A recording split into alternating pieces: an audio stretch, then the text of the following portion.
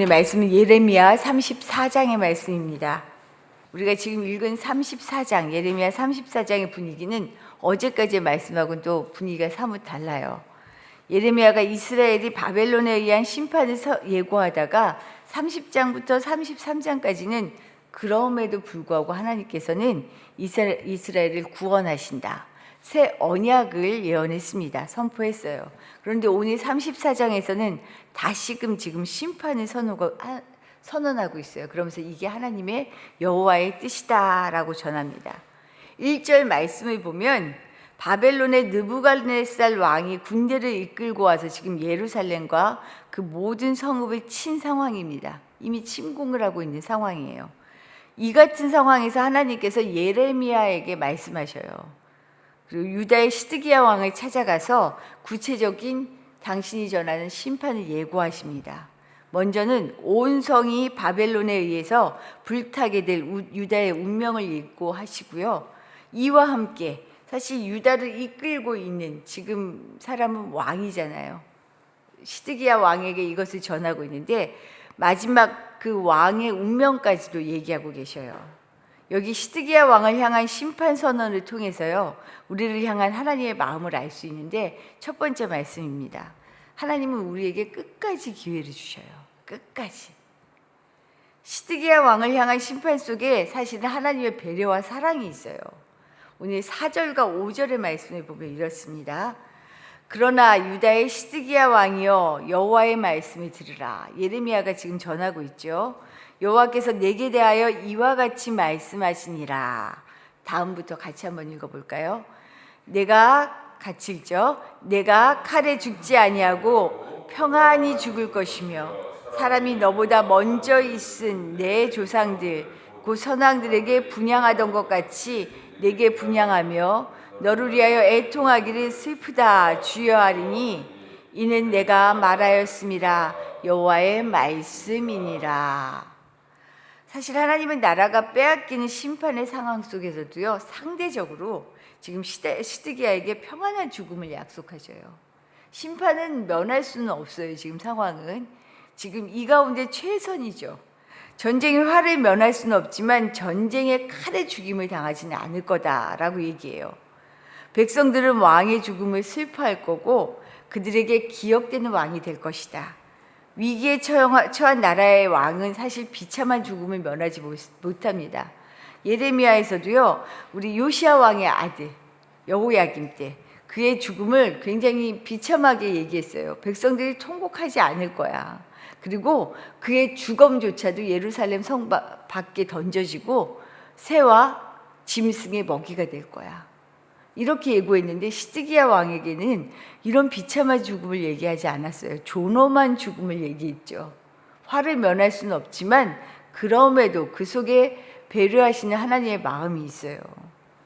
하나님은 왜 시드기야에게 이런 예언을 전하게 하셨을까? 이게 사실은 여기에서 중요한 부분이죠.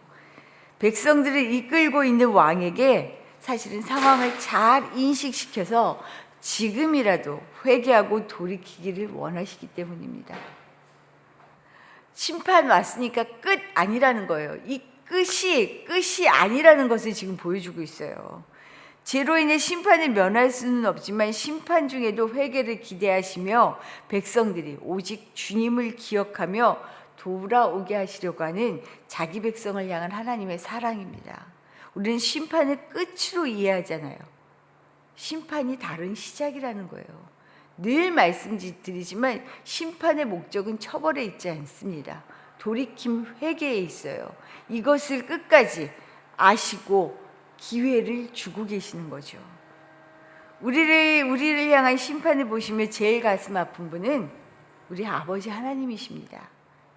이제 바벨론이 군대를 이끌고 들어와서 온 성이 불바다가 될 그 앞에서 하나님은 끝까지 회개를 촉구하고 계셔요. 돌아와라, 돌아와라, 돌아와라.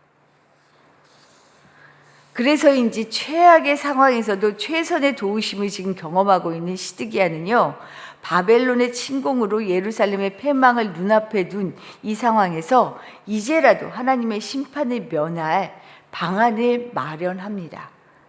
뒤에 부분 말씀에 9절 이하의 말씀에서 이 부분이 나와요.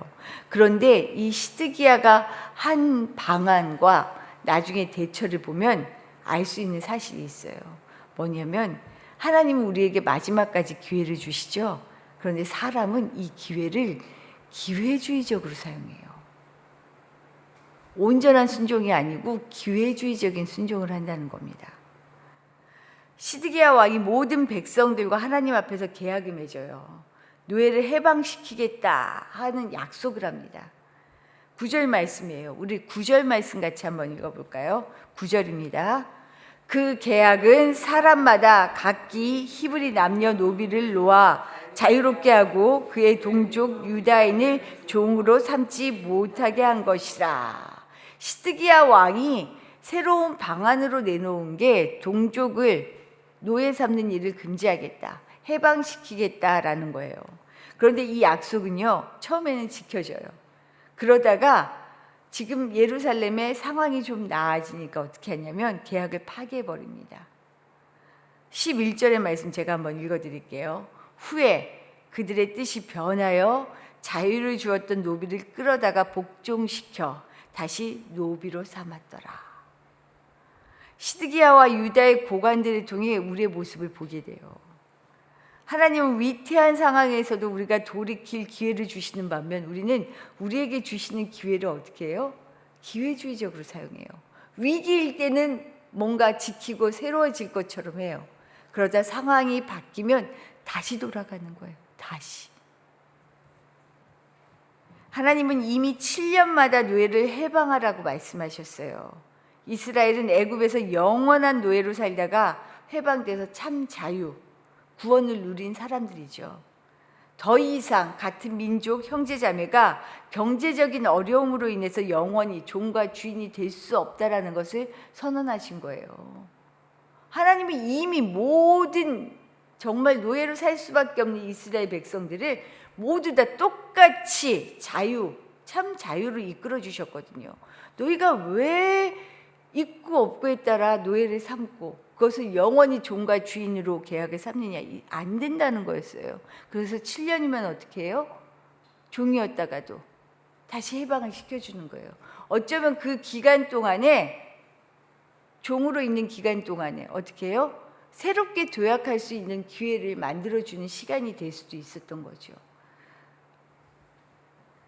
하나님은 노예관계를 형제자매 간에 허락하지 않으셨습니다. 그러나 세상은 어때요? 이방 나라에서는요, 우위를 차지하는 사람이 존재합니다. 누군가는 높고 누군가는 낮고 경제적으로 그것이 판가름되기도 하고 명예로도 판가름되기도 해요. 우리도 그러잖아요. 그게 너무 자연스러운 세상이잖아요. 하나님이 임재하시는 하나님의 나라는 모든 사람이 제사장 나라요 거룩한 백성입니다. 하지만 사람의 심리는 어때요? 세상의 심리는 어때요? 내가 먼저예요. 내가 먼저예요. 내 욕심을 먼저 차리게 되지요. 내 안에 그런 모습이 얼마나 많아요. 그리고 일반적인 세상의 나라는 이것이 당연합니다. 그래서 어땠겠어요? 이스라엘도 하나님은 거룩한 백성, 제사장 나라로 구별되었다. 내가 거룩하니 너희도 거룩하라. 거룩함이 구별이라고 얘기하잖아요. 구별되었다라고 아무리 말씀하셔도 백성들은 어때요? 옆에 보니까 다 그러지 않던데. 자기의 마음을 따라, 감정을 따라, 욕심을 따라 살아가게 되죠. 하나님은 당신의 백성들이 당신의 통치 원리를 따라 세상과 구별되게 살기를 원하십니다. 그래서 시드기야와 고관들이 노예를 해방하겠다 계약을 하나님 앞에서 딱 했을 때 말씀 앞에 순종하는 모습을 볼 때 얼마나 기쁘셨겠어요. 참 좋으셨을 것 같아요. 그래, 이렇게 조금씩 나와라. 그러면 내가 다시 너희를, 우리 늘 얘기하시잖아요. 새 언약. 하나님께서 당신의 백성으로 삼겠다라고 하는 새 언약으로 이끌어 주실 텐데 어때요? 잠시였습니다. 상황이 나아지자 자신들의 유불리를 따라 유리한가 불리한가를 따져서 다시금 이 전으로 돌아가는 거죠. 이런 죄의 반복은 죄의 관성만 깊어집니다. 결국 이들의 기회주의적인 순종이 낳은 결과가 무엇일까요? 이것이 17절 이하의 말씀을 통해 나와요. 구체적으로 말씀하십니다. 내가 이 백성들을 흩어버리겠다. 원수와 적들의 손에 넘겨서 시체가 새와 짐승의 먹이가 될 것이다. 시드기야와 고관들의 바벨론 왕의 군대의 손에, 시드기야와 고관들은 군대의 손에 넘겨질 것이다. 성은 다 불타버릴 것이고 불타서 사르게 될 것이고 사람 없는 처참한 황무지가 될 것이다. 심판의 상황 속에서도 마지막 기회를 주시며 돌아오라 말씀하셨는데 이걸 기회주의적으로 사용하자 어떻게 돼요? 우리 그런 속담이 있죠. 호미로 막을 것을 가래로 막는다. 더 커져버리는 거예요. 산더미같이 되어버리는 거죠. 애굽을 나왔을 때 가나안 며칠이면 갈 수 있는 길이 어떻게 됐어요? 40년을 돌았죠. 우리가 그렇게 미련하게 살더라고요. 하나님께서 말씀하시는 거예요. 돌아오라. 너무 돌지 않게 돌아와라. 하나님이 돌리시는 것 같죠? 돌리지 않으면 돌아오지 않는 우리의 모습을 너무 잘 알거든요. 한 달도 안 될 길을 40년이 걸리는 우리 어떻게 하면 좋아요? 마지막까지 우리에게 기회를 주시는 하나님, 이것을 볼 때 나 자신을 보고 회개를 이루어서 돌이켜 정말로 하나님 앞에 구별되게 거룩한 백성으로 살아가는 것, 이것이 우리에게 정말 주시는 힘이고 능력이고 저로의 기회를 붙잡는 길이라는 것을 꼭 기억할 수 있기를 바랍니다. 오늘도 하나님의 말씀 앞에 나를 비추어 보며 주님 앞에 다시금 바로 설 수 있는 복된 날 되시기를 축복합니다. 주신 말씀 생각하며 기도하도록 할게요. 우리 하나님께서는 끝까지 우리에게 기회를 주시는 분이에요. 정말 끝까지. 이 하나님을 신뢰하면요, 우리가 하나님 앞에서 정말 이 하나님을 신뢰할 때는 그냥 빨리 최선을 다해 나 자신을 인정하고 나아가는 것이 가장 빠른 길입니다. 하나님 그런 인생 살게 해주십시오 라고 기도하시길 부탁드리고, 오늘은 특별히 우리 교회와 교우들을 위하여 기도하겠습니다. 먼저는 우리 자녀들, 여름 성경학교가 다음 주 토요일 주일 진행되는데 치유하시는 하나님을 경험하려고 합니다. 인생의 치유하심을 경험하는 하나님을 만나고, 그리고 사람들을 만날 때 우리 아이들이 뭔가 힘이 나 신이 나 이런 자녀들이 되면 최고지요. 우리 성경학교가 이런 기회 되도록 준비하시는 선생님들, 우리 아이들, 그리고 부모님들이 연대하여 함께 기도하고 있는데 우리 교우들 모두가 함께 기도함으로 말미암아 정말 연례 행사가 아니라 연례 행사를 통하여 주시는 은혜가 흠뻑 쏟아지는 성경학교 되게 해달라고 기도해 주시고요. 특별히 우리 자녀들 여러 청년들까지 시험, 직장, 결혼 여러 가지 삶의 과제들을 두고 있어요. 이 순간을 기회로 삼을 수 있는 자녀 되게 해주십시오. 기도하시고, 건강 때문에 어려움을 겪는 우리 교우들 많이 있습니다. 우리 홍성희 집사님의 큰딸 은정이, 장은정 8월 24일 날 갑상선암 수술 잡혀 있는데요. 오늘도 그래서 진료차 또 병원에 가게 됩니다. 잘 치유되게 해주십시오. 기도해 주시고요. 우리 신경순 집사님이 7월 24일, 25일 귀가 오늘 못 오셨는데 귀가 정말 거의 잘 들리지 않으셔요. 앉아서 설교를 듣기도 쉽지 않으셔요. 약을 드시지 않으면. 이번에 좀 특별한 치료를 위해 기독병원 가시는데 좋은 기회가 되게 해달라고 기도해 주시고, 김영빈 집사님 눈 시술을 받으셨는데 회복이 더 중요하거든요.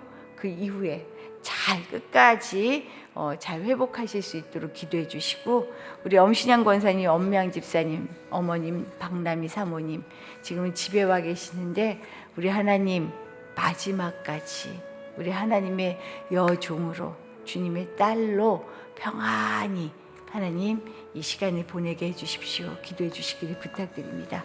기도드리겠습니다.